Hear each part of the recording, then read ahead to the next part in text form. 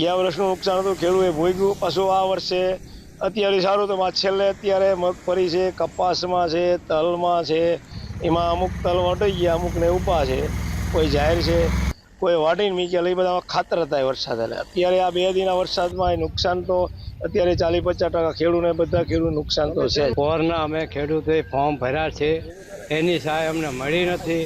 અને ઓણ પાક તૈયાર થવા આવ્યો તો વરસાદ 2 દિવસથી પડ્યો છે, પાક બગડી ગયો છે.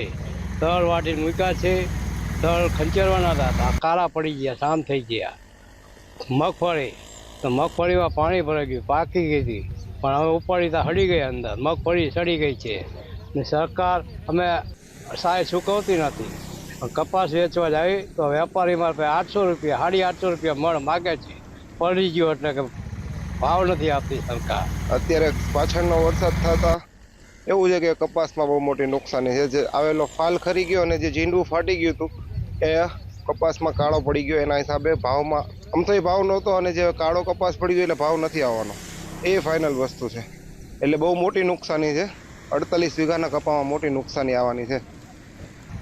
અને જે આગોતરો વરસાદ એ બહુ નડ્યો, અને પાછળનો વરસાદ એટલો બધો નડ્યો.